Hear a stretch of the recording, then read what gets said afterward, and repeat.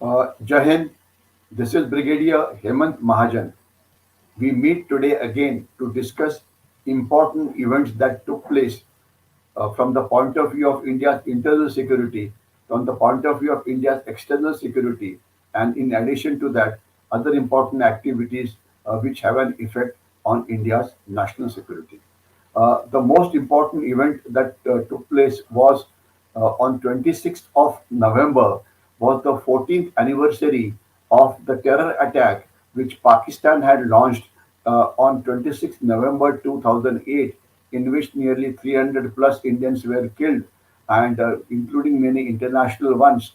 And nearly 3 days, the terrorists had held Mumbai, which is an economic capital of India, to a ransom. Now, what is the state of coastal security today?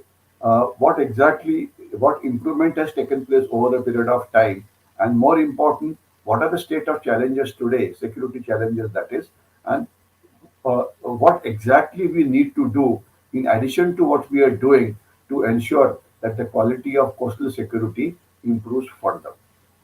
Now, first and most important is now our coastal security has become three-tiered. Up to 20 nautical miles, we have the coastal police, which are responsible for the coastal security. One nautical mile is equal to 2 kilometers as far as normal distances are concerned. Now, from 20 nautical miles up to 200 nautical miles, you have the Indian Coast Guard or the Bharatiya Tatarakshak Dal, which is responsible. And beyond 200 nautical miles, it is the Indian Navy which is responsible. Now, in addition to the security forces, we have many other agencies which are somewhat responsible for the security. One is the let's call it customs, who are responsible to ensure that nothing untoward comes when people come from abroad inside. Then there's the excise department. Then there's the fisheries department, where lakhs of fishing boats at any point of time are in the sea and trying to do fishing, but they are also your good eyes and ears. In addition to that, there are intelligence agencies like the Intelligence Bureau, which has the representation on every district on the coastline. You have the Research and Analysis Wing. You have the National Technical Research Organization, which is responsible for carrying out technical intelligence, that is intercepting communications, etc. Then you have some economic intelligence agencies like the Excise Department, the Customs Department. In addition to this, there are departments like the military intelligence. The Indian Coast Guard is supposed to be the lead intelligence agency as far as the coastal security is concerned. So you have a set of intelligence agencies.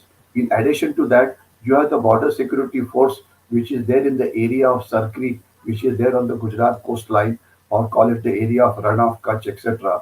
Then you also have the border security force, which has floating BOPs, which are there in the area of Sundarban, etc. So there are a large number of agencies, there is no doubt. But the issue is, are they jointly carrying out operations? Is the jointmanship up to the mark? Is their intelligence up to the mark? And more important, what is the improvement that is taking place over a period of time? A lot of money has been spent as government of India in acquiring boats, etc., for police boats, fast patrol vessels, and intermediate patrol vessels, etc., for the Coast Guard, and also certain boats like ISVs, etc., for the Indian Navy, because Indian Navy's ships were meant for deep water. They were not much used as far as the coastal waters are concerned. So these have also come up. So the assets have definitely increased. There's no doubt on this issue. Secondly, the radar coverage has come up all over the coastline, and it is more or less covers the entire coastline, and the feed of the radars goes to the district headquarters of the Coast Guard, etc. From there, it goes into what is called as the JOC, or also called as the Joint Operational Center. So that is also there. In addition to that, most of these bigger boats have what is called as the AIS, Automatic Identification System, which basically gives an electronic identity to these boats. So therefore, they get detected, and it is easy to separate our own vessel from a suspicious vessel at sea. Then you have the lighthouses from where a watch is kept. So a lot of improvement has taken place in terms of resources. For the police, coastal coastal police stations have also increased. The number of coastal police stations is quite large now, and they have fair amount of patrolling they do both on the boats as well as they also do a lot of patrolling on road also, especially roads on the coastline. Unfortunately, there are no proper roads available on the coastline, so it is not easy to move along the coastline. But wherever there are roads, they definitely do some kind of a patrolling. In addition to that, there are roads on which checkposts have been kept. Any vehicle, any landing that takes place on the coast, ultimately the stuff that is landed there has to go to interiors. So the vehicles at random do get checked up in various checkposts, etc. So system has been evolved. The system is functioning quite well, and in addition to this, once in twice a year, the all the exercise, all the security elements come together and carrying out what is called as the joint exercise.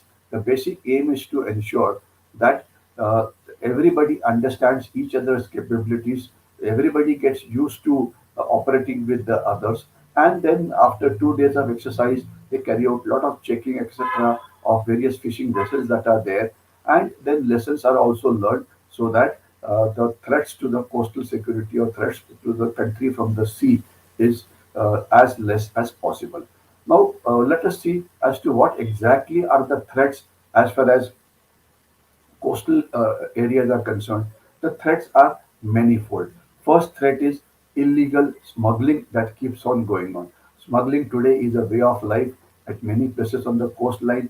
What is smuggled is narcotics, afu ganja, and charas. What is smuggled in is also gold, and at times few other items also get smuggled.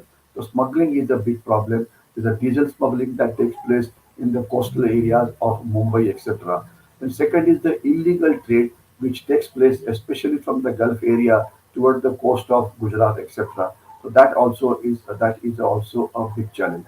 Thirdly, it has not happened after 26/11, but terrorists can still exploit this open coastline of ours or porous coastline of ours to keep a watch or to carry out any untoward activities. So therefore, we have to keep an eye there. In addition to that, there are problems of law and order inside the sea, which is there, and that also has to be looked after.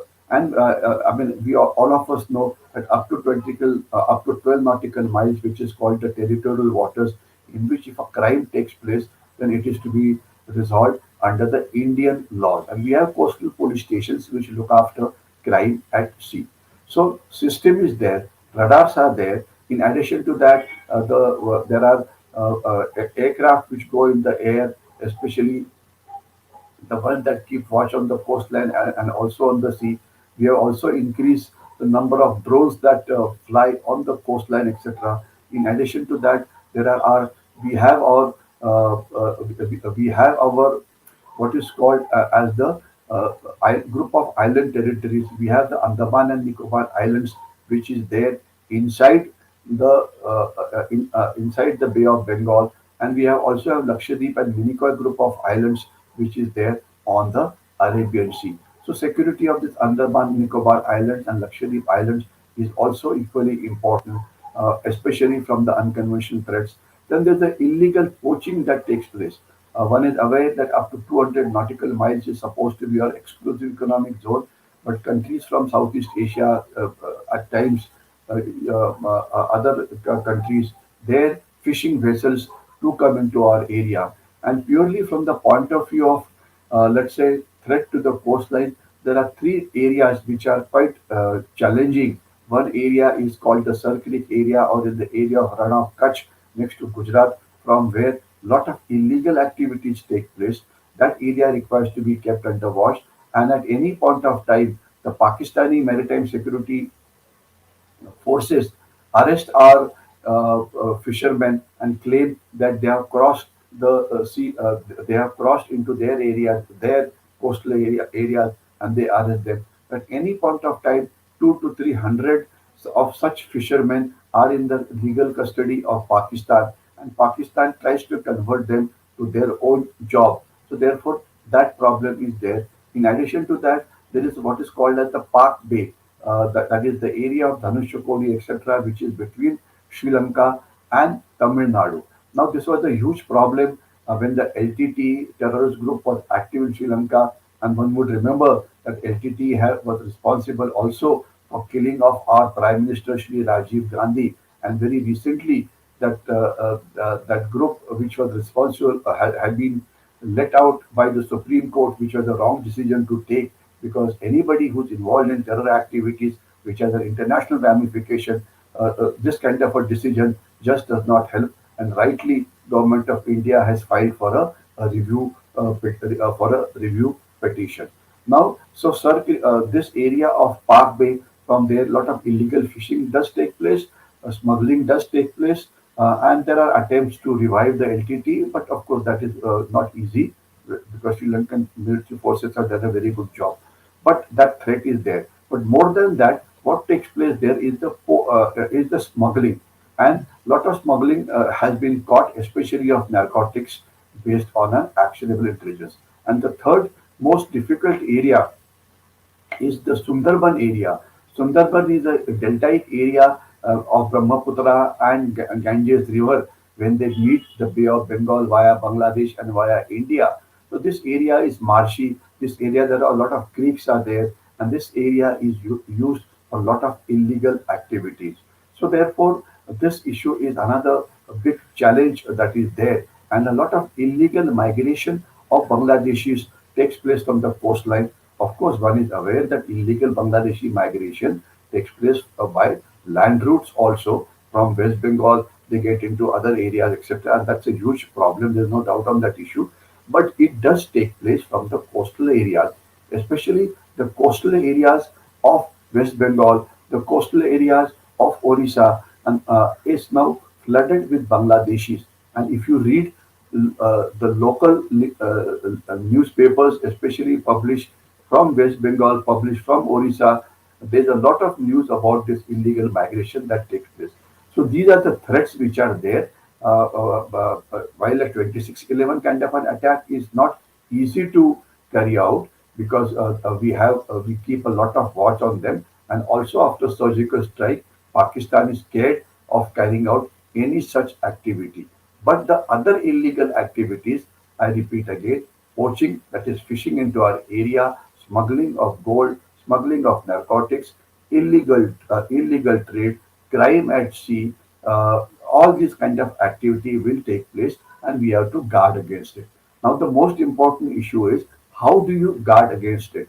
Now, there are many ways of doing it, but one thing which requires drastic improvement, I repeat, drastic improvement, is what is called as the actionable intelligence.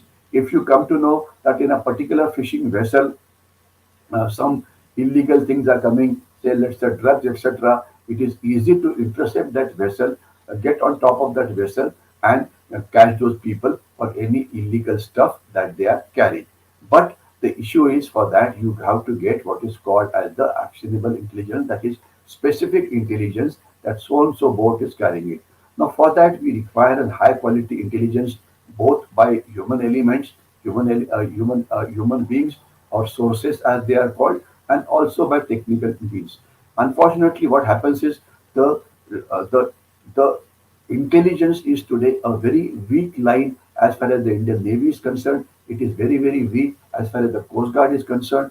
So therefore, the Coast Guard, the Navy, the police, the Excise Department, the Customs, the Intelligence Bureau, RAW, and anybody and everybody has to just get into it and improve our actionable intelligence. Because just carrying out patrolling and just looking through the radars is not going to be adequate, because in any case, fishing vessels which are less than 20 meters do not have an AIS, and at any point of time, 3 to 4 lakh such fishing vessels are going on. So therefore, it is not easy to catch these fishing vessels. So therefore, actionable intelligence is the order of the day. So therefore, I think what is most important is all the intelligence agencies must get into it and ensure that intelligence becomes a command task. That is the only way to ensure that our coastline is protected. I think I'll stop here. Jai Hind.